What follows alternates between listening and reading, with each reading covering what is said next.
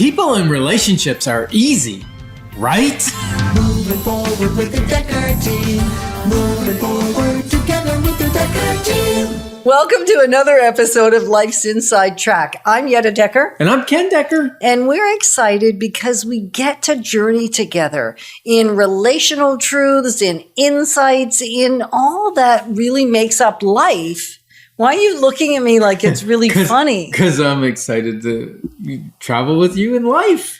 And we're excited to travel with you in life. And so the best and worst about life is actually found in relationships. Yeah, that's why, they're not easy. When people say, what do you love about real estate business? Yeah. I say, the people. And they go, well, what do you hate about it?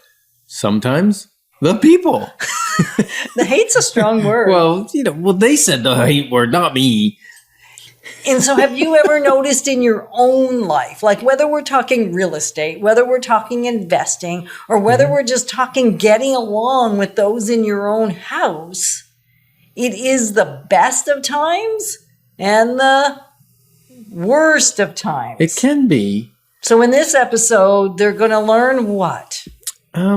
Just some general differences that quite often are generalities. They're not 100% accurate, but they really opened up some understanding for you and for I in our relationship and how we relate with one another and relate with another person of the opposite sex. And of the same. Because there's certain conversations that are easier to have with somebody that sees life differently. Yeah, like recently I went fishing with my son. Yep. We're on the boat for like 8 hours. And we said, I think, 6 words. And it was awesome. And I would have thought that was horrific. And when we talk generalities, there are some women that don't like to talk a whole lot and don't use a lot of words. And there are some men that like to talk a lot. So it's not...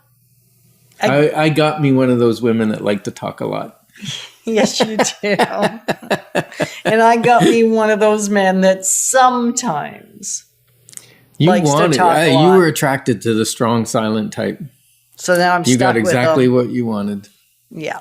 And so what we're hoping we're going to learn together is how can we navigate the relationship better, whether it's at the office or whether it's at home or whether it's in a business relationship where somebody is serving you or you are serving them. Yeah. And I think, our theme of the month is guides. Right. And guides are so important. And you think of guides and it may sound like a fishing guide? It may sound, you were happy to have a fishing guide. Super important if you want to come home with fish. And the first time you went, like when Ryan was 16, you had a guide. We had a poor guide. Right. And you got how many fish? In 3 days. Yeah. Like we're talking 24 hours of fishing with 3 people on a boat with 3 rods in the water.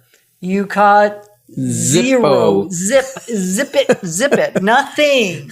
And this time, although it was like 17 years later, you got, it's the next time you went fishing. Well, we got our limit. With Ryan. 3 days. We both got our limit of 2 species of salmon and our halibut limit. And it's just because we had a better guide. And you don't think the conditions were better? No. And you know what? Other people caught fish on that trip. It was just us. And I got... On the first trip. Yeah, on the first trip. And I even got some hits. I got fish on. And I wasn't taught how to catch a fish, that kind of fish, with that kind of hook, without a barb, and that kind of... all the different things with downriggers. Never fished that way. And my guide didn't teach me how to fish. And so if you don't have a great relationship guide, then you may not have a fun set of relationships in your life. And most of us, our parents are a relationship guide. Which we'll talk a little bit or about sibling, a little later. If you got an older sibling, sometimes they give you a bit of coaching. Mine did. Not necessarily great coaching, but... what did your... I was going to say, yeah. No, you don't want to know. Okay, you don't want to know. I'm sure I can find out no, off you air. don't want to know. Oh, I don't want to know. I already have a little bit of a... So one of the premises with a guide is you always want to find a guide that's succeeded at what you want to do. Right. If so they you haven't don't succeeded, take not relational coaching from somebody that doesn't figure it out. Now, I often hear people say, well, I'm a great coach for you or a great guide for you because I figured out what didn't work. And there's some truth to that. But yeah, so you can tell me what not to do, but can you tell me what to do? Well, not necessarily because I haven't done it. Well, maybe you can. Maybe you've done it now for a certain amount of time. But personally, when it comes to relationships, I want to take my guidance from someone who has flourishing relationships, not just a romantic relationship, but their family. They're tight. They're communicative. They're loving. They have other friends who have deep, meaningful relationships with them that, you'll see them say great things about the person because they know them. And so even when they know them, they still say great things about them. And they still want to be friends. Right. Because that sometimes has happened, right? Maybe that's happened to you where you've gotten to know somebody that you thought was wonderful. Or they thought you were wonderful. It could have gone either way. And then you get to know each other a little bit better and wonderful isn't so much anymore. Yeah. Now, one of the things we did was from not quite the beginning, but after it being really rough for 9 years, then we started getting guides. And guides can be a book. It can be a video. It can be a video series. It can be like we followed people around. We went to shows. We went to seminars, 3 days. We drove to the US, like all kinds of stuff on relationship. And one of the persons that we loved was Mark. And still do, is Mark Gungor. Yeah. Pastor Mark Gungor. And he's just funny. He makes relationship truths funny.